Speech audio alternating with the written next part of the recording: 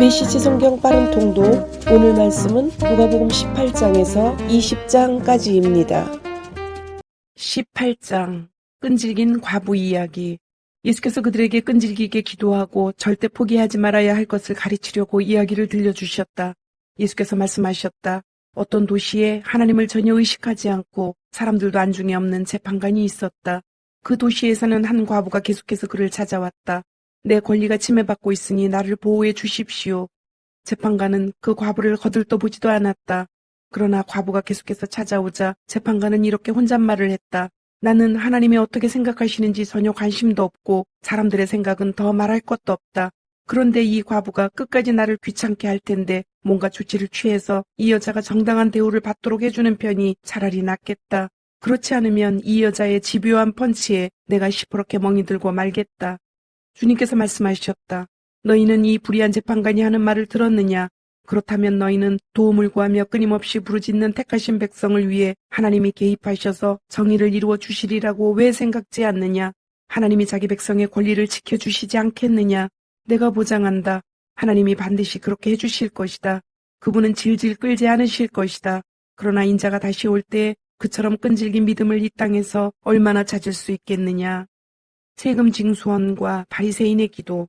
자신의 도덕적 행위에 흡족해하며 자만심에 빠져서 모든 사람들을 업신여기는 사람들에게 예수께서 다음 이야기를 들려주셨다. 두 사람이 기도하러 성전에 올라갔다. 한 사람은 바리새인이고 다른 한 사람은 세금 징수원이었다. 바리새인은 자세를 잡고 이렇게 기도했다. 오 하나님, 내가 다른 사람과 같지 않으니 감사합니다. 강도나 사기꾼이나 가늠하는 자나 행여 이 세금 징수원과도 같지 않으니 감사합니다. 나는 일주일에 2번 금식하고 모든 수입의 11조를 드립니다. 한편 후미진 곳에 구부정하게 웅크려서 두 손으로 얼굴을 감싸고 있던 세금 징수원은 감히 고개도 들지 못한 채 말했다. 하나님 불쌍히 여겨 주십시오. 이 죄인을 용서해 주십시오. 예수께서 설명을 덧붙이셨다. 하나님과 바른 관계가 되어 집으로 돌아간 사람은 다름 아닌 세금 징수원이다. 너희가 고개를 쳐들고 거만하게 다니면 결국 코가 납작해지고 말 것이다. 그러나 너희가 자신의 모습을 있는 그대로 인정하면 너희는 자기 자신보다 큰 존재가 될 것이다. 사람들이 예수께서 만져주시기를 바라며 그분께 아이들을 데려왔다. 제자들이 그것을 보고는 그들을 쫓아냈다. 그러자 예수께서 그들을 다시 부르셨다. 이 아이들을 그냥 두어라. 아이들과 나 사이에 끼어들지 마라. 이 아이들은 천국의 자랑이며 기쁨이다. 명심하여라. 너희가 하나님 나라를 아이처럼 단순하게 받아들이지 않으면 절대로 그 나라에 들어갈 수 없다. 부자와 하나님 나라. 하루는 한 지방관리가 예수께 물었다. 선하신 선생님, 제가 무엇을 해야 영원한 생명에 들어갈 자격을 얻겠습니까? 예수께서 말씀하셨다. 어째서 나를 선하다고 하느냐? 오직 하나님 한 분 외에는 선하신 분이 없다. 계명에 간음하지 마라, 살인하지 마라, 도둑질하지 마라, 거짓말하지 마라, 내 부모를 공경하라 하지 않았더냐? 그가 말했다. 선생님, 제가 기억하기로는 그 계명들은 제가 다 지켰습니다. 예수께서 그 말을 들으시고 말씀하셨다. 그렇다면 남은 일은 하나뿐이다. 네가 가진 것을 다 팔아서 가난한 사람들에게 거저 주어라. 그러면 내가 하늘에 불을 갖게 될 것이다. 그런 다음에 와서 나를 따라라.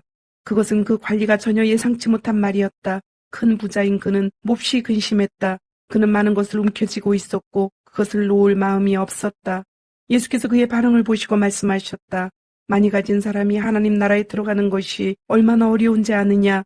부자가 하나님 나라에 들어가는 것보다 낙타가 바늘기로 지나가는 것이 더 쉽다. 다른 사람들이 물었다.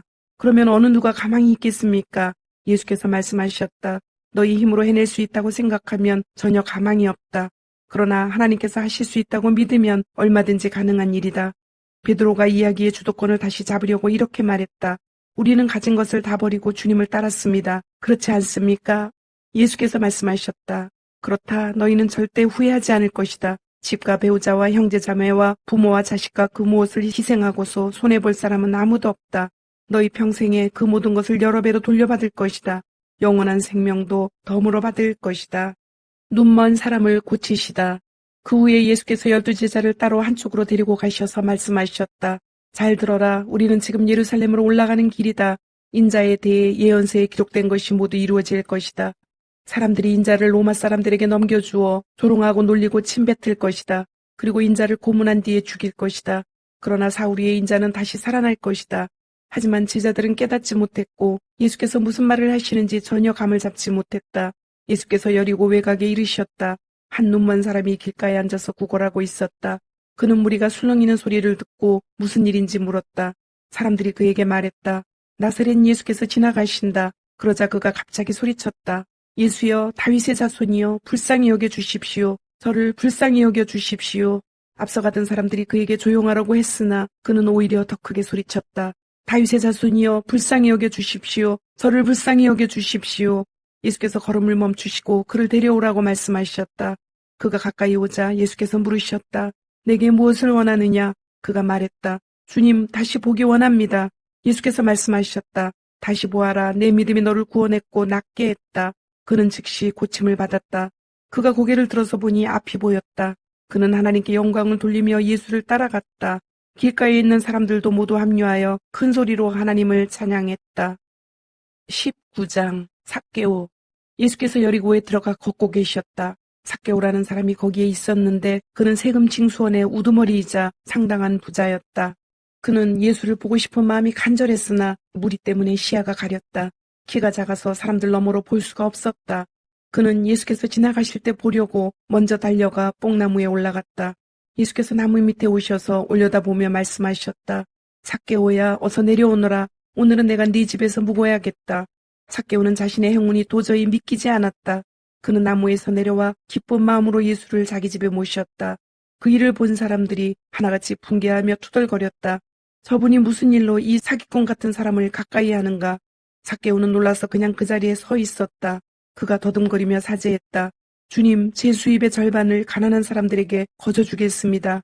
그리고 제가 남을 속인 일이 있으면 그 피해액을 4배로 보상하겠습니다. 예수께서 말씀하셨다. 오늘은 이 집에 구원이 임한 날이다. 여기 아브라함의 자손 삭개오가 있다. 인자는 잃어버린 자를 찾아 회복시키려고 왔다. 투자금 이야기. 그들이 말씀에 집중하고 있을 때 예수께서 다음 이야기를 들려주셨다. 그렇게 하신 것은 사람들이 예루살렘 가까이로 이르면서 하나님 나라가 금방이라도 나타날 것 같은 기대감으로 고조되어 있었기 때문이다.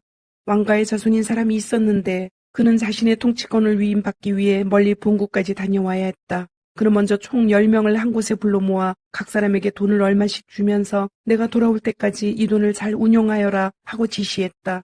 그런데 그곳 사람들은 그를 미워했다. 그래서 그들은 그의 통치에 반대하는 탄원서를 작성하여 사절단에게 들려서 보냈다. 우리는 이 사람이 우리를 다스리는 것을 원치 않습니다. 통치권을 위임받고 돌아온 그는 돈을 맡겼던 종 10명을 불러 그들이 돈을 어떻게 운용했는지 알아보았다. 첫 번째 종이 말했다. 주인님, 주인님의 돈을 2배로 늘렸습니다. 그가 말했다. 착한 종아, 잘했다. 내가 이 작은 일을 믿음직스럽게 해냈으니 내가 너를 10성읍을 다스리는 자로 삼겠다. 두 번째 종이 말했다.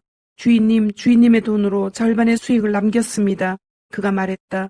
내가 네게 5성읍을 맡기겠다. 다음 종이 말했다. 주인님, 여기 주인님의 돈을 안전하게 가져왔습니다. 저는 그 돈을 지하실에 숨겨두었습니다. 솔직히 말씀드리면 저는 두려웠습니다. 제가 알기로 주인님은 기준이 높고 적당히 하는 것을 싫어하며 어리석은 짓을 용서하지 않으십니다. 그가 말했다. 내 말대로 나는 어리석은 짓을 용서하지 않는다. 그런데 너는 어리석은 짓을 했구나. 왜 너는 그 돈을 안전한 곳에라도 투자하지 않았느냐? 그랬더라면 조금이라도 이득을 보았을 것이다. 그가 거기 서 있는 사람들에게 말했다. 이자의 돈을 빼앗아 내 돈을 2배로 늘린 종에게 주어라. 그들이 말했다. 하지만 주인님, 그 사람은 이미 2배를 가지고 있습니다. 그가 말했다. 내 말이 그 말이다.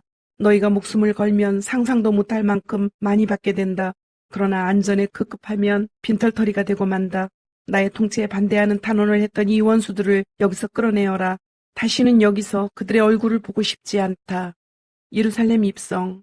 이 말씀을 하시고 나서 예수께서 곧장 예루살렘으로 향하셨다. 올리브산에 있는 벳바게와 베다니에 이르렀을 때 예수께서 2 제자를 보내시며 지시하셨다. 맞은편 마을로 가거라. 들어가서 보면 아직 아무도 타보지 않은 나귀 새끼가 줄에 매여 있을 것이다. 줄을 풀어서 끌고 오너라. 왜 그러시오 하고 누가 묻거든 이 나귀의 주님께서 필요로 하십니다 하여라. 2 제자가 가서 보니 예수께서 말씀하신 그대로였다. 그들이 나귀 새끼의 줄을 풀고 있는데 나귀의 주인들이 말했다. 그 나귀 새끼의 줄은 왜 푸는 것이오? 제자들이 말했다. 이 나귀의 주님께서 필요로 하십니다. 제자들이 나귀 새끼를 예수께로 끌고 와서 그 위에 자기 겉옷을 펴고 그분을 태웠다.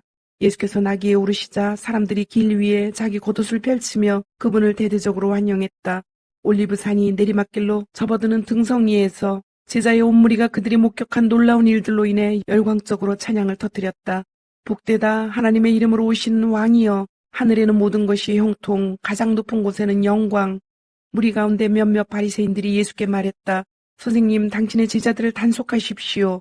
그러자 예수께서 말씀하셨다. 이들이 잠잠하면 돌들이 대신 소리쳐 찬양할 것이다. 도시가 눈에 들어오자 예수께서 그 도시를 보고 우셨다. 내게 유익한 모든 것을 오늘 내가 알았더라면 좋았을 텐데, 그러나 이제 너무 늦었다. 앞으로 내 원수들이 포병대를 몰고 와서 너를 포위하고 사방에서 치고 들어올 것이다. 그들이 너와 내 아이들을 바닥에 메어칠 것이다. 돌 하나도 그대로 남지 않을 것이다. 이 모두가 너를 직접 찾아오신 하나님을 내가 알아보지도 않고 맞아들이지도 않았기 때문이다. 예수께서 성전에 들어가셔서 거기에 상점을 차려놓고 온갖 잡다한 것을 파는 사람들을 모두 쫓아내셨다. 예수께서 말씀하셨다. 성경에 이렇게 기록되었다. 내 집은 기도하는 집이다. 그런데 너희는 그곳을 종교시장으로 바꾸어 놓았다. 그때부터 예수께서 날마다 성전에서 가르치셨다. 대제사장과 종교학자와 백성의 지도자들은 예수를 제거할 방법을 찾으려고 혈안이 되어 있었다. 그러나 그분의 말씀을 한마디라도 놓칠세라 경청하는 백성 때문에 그들도 어찌할 수 없었다. 20장. 하루는 예수께서 성전에서 백성을 가르치며 메시지를 선포하고 계셨다. 대제사장과 종교학자와 지도자들이 그분께 맞서며 따졌다. 당신의 신임장을 보여주시오. 누구의 권한으로 이렇게 말하고 행동하는 겁니까? 예수께서 대답하셨다. 먼저 한 가지 묻겠다. 요한의 세례에 관한 것인데 그것이 누구에게서 온 권한이냐, 하늘이냐, 사람이냐. 그들은 자기들이 궁지에 몰린 것을 알아차리고는 뒤로 물러나와 모여서 수근거렸다. 하늘이라고 하면 왜 요한을 믿지 않았느냐고 물을 것이고, 사람이라고 하면 요한을 하나님의 예언자로 굳게 믿고 있는 백성이 우리를 갈기갈기 찢어놓을 것이다. 그들은 이번은 예수께 양보하기로 하고 자신들은 모른다고 말했다. 예수께서 말씀하셨다. 그렇다면 나도 너희의 물음에 대답하지 않겠다. 못된 소작농들 이야기. 예수께서 백성에게 또 다른 이야기를 들려주셨다. 어떤 사람이 포도원을 세우고 그 포도원을 소작농들에게 맡기고 먼 길을 떠났다. 그는 오랜 시간 동안 떠나 있다가 때가 되자 수확하려고 소작농들에게 종을 한 사람 보냈다. 그러나 소작농들은 그 종을 마구 때려 빈손으로 돌려보냈다. 주인이 다시 한번 다른 종을 보내자 소작농들은 그 종도 멍이 들도록 때려 빈손으로 돌려보냈다. 주인이 세 번째로 종을 보내자 소작농들은 그 종을 머리부터 발끝까지 두들겨 패서 길거리에 내다 버렸다. 그러자 포도원 주인이 말했다. 이렇게 해야겠다. 내 사랑하는 아들을 보내자. 저들이 내 아들만큼은 존중하겠지. 그러나 아들이 오는 것을 본 소작농들은 재빨리 머리를 맞대고 의논했다. 지금이 기회다. 이자는 상속자다. 그를 죽이고 우리가 재산을 다 차지하자. 그들은 그 아들을 죽여서 울타리 밖으로 내던졌다. 너희 생각에는 포도원 주인이 어떻게 할 것 같으냐? 맞다. 그가 와서 그들을 다 없애버릴 것이다. 그리고 포도원 관리는 다른 사람들에게 맡길 것이다. 듣고 있던 사람들이 말했다. 아닙니다. 그렇게 하면 안 됩니다. 그러나 예수께서는 물러서지 않으셨다. 그렇다면 너희는 이 말씀이 왜 기록되었다고 생각하느냐? 속공들이 내버린 돌이 이제 모퉁이 돌이 되었다. 누구든지 이 돌 위에 걸려 넘어지는 사람은 그 몸의 뼈가 다 부러질 것이요. 이 돌이 그 사람 위에 떨어지면 그는 완전히 가루가 될 것이다. 종교학자와 대제사장들은 당장 예수를 잡고 싶었으나 여론이 두려웠다. 그들은 그분의 이야기가 자기들을 두고 한 것임을 알았다. 황제의 것, 하나님의 것. 예수를 잡을 기회를 노리던 그들은 정탐꾼들을 보내어 짐짓 정당한 질문을 던지는 사람인 양 행세하게 했다. 그들은 그분을 속여서 율법에 저촉될 만한 발언을 하게 만들 속셈이었다. 그래서 예수께 물었다. 선생님, 우리가 알기로 당신은 솔직하고 정직하게 가르치며 아무에게도 비유를 맞히지 않고 하나님의 도를 정확히 가르칩니다. 그러니 우리한테 말해 주십시오. 황제에게 세금을 내는 것이 법에 맞습니까? 맞지 않습니까? 예수께서 그들의 의도를 아시고 이렇게 말씀하셨다. 동전 하나를 내게 보여라. 여기 새겨진 얼굴이 누구 얼굴이냐? 그리고 뭐라고 써 있느냐? 황제입니다. 그들이 말했다. 예수께서 말씀하셨다. 그렇다면 황제의 것은 황제에게 주고 하나님의 것은 하나님께 드려라. 아무리 애를 써보아도 그들은 예수께 죄를 뒤집어 씌울 만한 발언을 유도해낼 수 없었다. 그분의 대답은 그들의 허를 찔렀고 그들의 말문을 막아버렸다. 부활에 관한 가르침. 부활의 가능성을 일절 부인하는 유대교 분파인 사두개파 사람 몇이 다가와서 물었다. 선생님, 모세는 기록하기를 남자가 자식 없이 아내를 두고 죽으면 그 동생이 형수와 결혼해서 자식을 낳아줄 의무가 있다고 했습니다. 한 번은 7 형제가 있었습니다. 마지가 결혼했는데 자식 없이 죽었습니다.